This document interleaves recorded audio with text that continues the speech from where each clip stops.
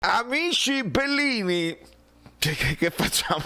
Il martedì che facciamo? Non ci sentiamo, è normale, chiedo venia solamente per il ritardo, perché il martedì quando è pazzesco si può fare anche sul tardi, si aspettano notizie, un paio di cose ci sono, le avete intuite dal titolo, quindi cominciamo. È un martedì pazzesco. Rumori incredibili, rumori. Allora, amici bellini, siamo contenti, siamo felici, primi in classifica, tutto a posto, però non vorrei perché sento un po' di snobacciume, pure si può fare come hashtag sotto, snobacciume per l'Europa League. Benvenuto Gianfranco Monfregola.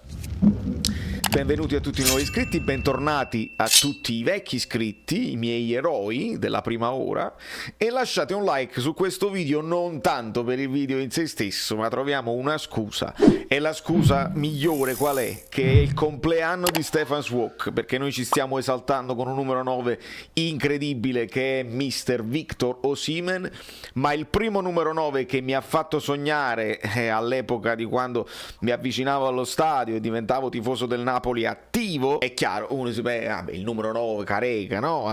Però io non me lo sono goduto nel pieno. Quando ho visto Schwok ho capito cosa significava avere un bomber vero che quando prende palla c'hai paura che ti fa qualche magia, e quindi tantissimi auguri a Stefan. Quindi i like per Stefan Schwok, se questo video raggiunge un sacco di like, sono tutti auguri per Stefan e glieli facciamo vedere, anche perché io gli ho fatto gli auguri su Instagram, e nonostante insomma io non voglio poi come si dice, la privacy è chiaro, però non dice niente di però posso atteggiarmi un attimo. Valerio, non vedo l'ora di venire a New York. Adesso non so se quest'anno, forse quest'estate ci verrò e ti avviserò prima. Mi devi fare da cicerone. Ormai sono venuto già 7-8 volte, però te che ci abiti sicuramente non la conoscerò mai così bene, perciò preparati a farmi da cicerone. Sono pronto, Stefano, assolutamente, sono onoratissimo ed emozionatissimo, e vediamo cosa te faccio. Non trovo più la sciarpa, cioè la mia sciarpa Schwok che gli dovevo far firmare, l'ho cercata per tutta la mattinata per fare la storia e non l'ho trovata, ma comunque non perdiamoci in chiacchiere, i like li lasciate per Stefan, ma anche per la probabile formazione che possiamo già cominciare ad anticipare. Ovviamente non siamo ancora in vigilia, domani saremo in vigilia di Europa League, però c'è questa notiziuccia a livello di infortuni che si ferma Zielinski. Io però leggo di un infortunio leggero, voglio dire, un colpo al gluteo, quindi la naccata qua, con rispetto parlando, la naccera destra o sinistra, non lo so, Peppino diceva la naccera destra. Qual è il film? Scrivetelo nei commenti.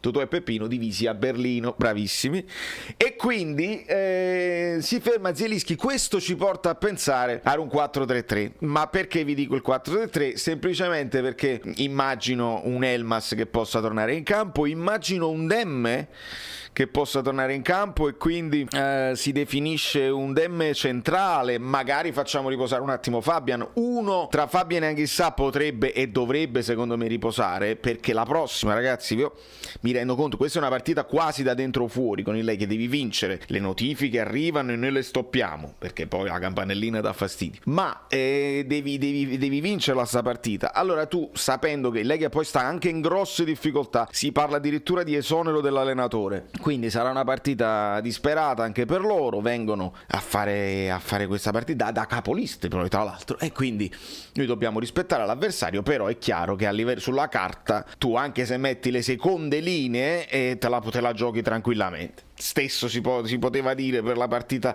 che hanno vinto con il Leicester, quindi non si può mai sapere. Però ecco che il Napoli, magari anche se l'infortunio è leggero, magari Zielinski si può accomodare un attimo in panchina, che non stava in formissima. Spalletti ci ha detto che sono giocatori che devono mettere minuti nelle gambe per trovarla la forma, e allora a questo punto mi viene anche da ipotizzare un Mertens che parte titolare, perché a questo punto gli devi dare continuità a questo impatto che ha avuto nella partita contro il Torino, Torino, e quindi un Mertens titolare. Mertens titolare dietro Osimhen oppure Mertens titolare prima punta? E se mi viene da pensare a un Mertens titolare prima punta, ecco che mi viene da pensare al 4-3-3 e quindi una squadra un po' più sarriana e meno verticale, perché non è che gli lanci la pallata a Mertens, si può arrivare con il palleggio e vediamo, magari abbiamo l'opportunità di rivedere un Napoli un po' più palleggiante e un po' meno verticale. È chiaro che il palleggio non deve essere sterile, deve essere sempre finalizzato allo smontare le difese, a farli correre a vuoto, a fargli perdere le posizioni che loro faranno.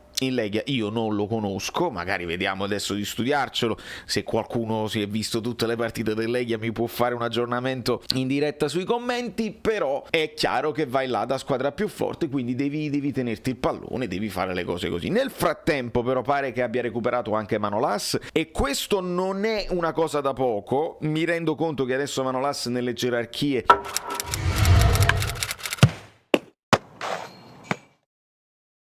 è considerato riserva, ma siamo in un'emergenza totale, quindi avere in difesa, quindi avere un uomo in più anche in panchina diventa fondamentale. Perché non abbiamo Mario Rui e lo sappiamo, Ghoulam non è in lista e lo sappiamo, quindi a sinistra già abbiamo la situazione di dover mettere o Juan Jesus titolare subito da terzino, un adattamento, o ci metti Di Lorenzo che sposti a sinistra, che è un adattamento, o ci metti Zanoli a sinistra, che comunque è un adattamento ed è pure giovane senza esperienza, quindi lì l'adattamento ce lo dobbiamo giocare. Se nei centrali si poteva immaginare di far riposare a questo punto uno tra Koulibaly e Rrahmani per far rientrare Manolas, altrimenti erano 4 obbligati e uno solo in panchina, perché Di Lorenzo deve giocare per forza. Non credo che Spalletti si possa giocare la carta di Juan Jesus a sinistra e Zanoli a destra, significherebbe rischiare troppo e quindi ti ritrovi con uno Zanoli da solo in panchina. Invece se può giocare Manolas, ecco che magari puoi avere Manolas e Rrahmani in panchina, cioè Manolas in campo, Rrahmani in panchina, quindi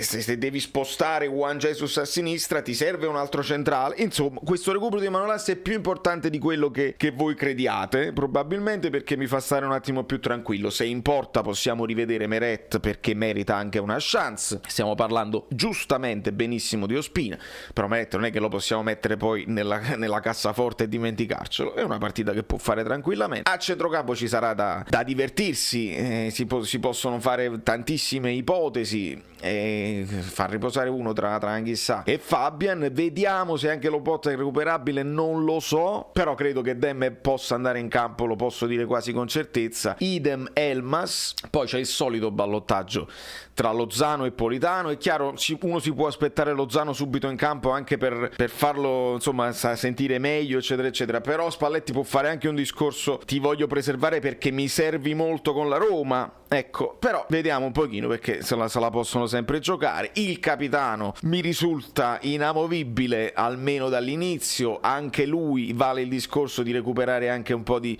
brillantezza psicologica, perché sarà un po' così, un po' depresso per la situazione dei rigori e per tutte le chiacchiere che si fanno su di lui. È ovvio che staremo a vedere, servirebbe proprio un gol su azione, un gol diverso dai suoi, ecco, magari un gol di rapina, un gol con un tiro forte, un gol magari cadendo di testa, insomma, un gol anche fortunoso che gli dia quel brivido dell'essere protagonista, perché questo poi gli serve al capitano, perché mentre dice no vabbè, è importante la vittoria della squadra, è chiaro, ma anche a livello personale uno si deve togliere le proprie soddisfazioni, non c'è alcun dubbio. Fareste riposare voi Osimhen per una giornata, considerando che magari se parte Mertens prima punta, poi dopo tu puoi giocartela anche con un Petagna, levi un trequartista, metti Petagna avanti e lasci Mertens un po' più indietro, cosa che abbiamo visto e possiamo ipotizzarla. Se poi vogliamo passare al 4-2-3-1 me lo fate sapere voi nei commenti. Questa è la formazione bene o male che ho in testa, ma domani magari potremo fare un approfondimento ancora ulteriore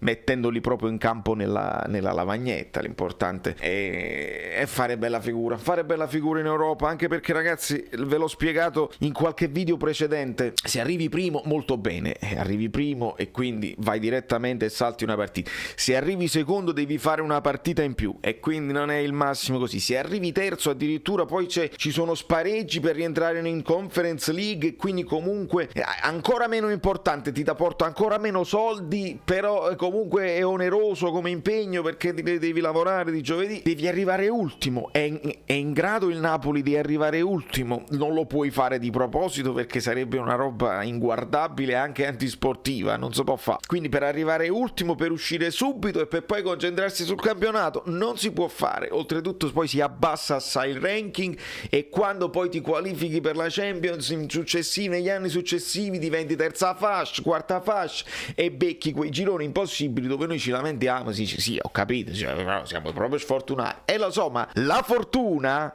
te la devi andare a prendere, come ci stiamo parlando dall'inizio dell'anno. Serve un po' di mazzo e anche con Guido Gentile gli dei del calcio tu li devi anche sfrocoliare un pochino. Come arriva il gol col rimpallone che poi sbatte su Elmas e questa palla arriva il gol di Osimhen? È perché te la sei andata a prendere quel rimpallone fortunato facendo un'azione tambureggiante, un'azione alla Napoli, no? Di scambi stretti con Koulibaly che va fino in fondo, protetto da Rachmani, e quindi vai, dai, ti arriva anche la fortuna perché te la devi andare a prendere. Ecco, il Napoli non può aspettare di avere un girone fortunato per passare i gironi, te la devi andare a prendere quella fortuna.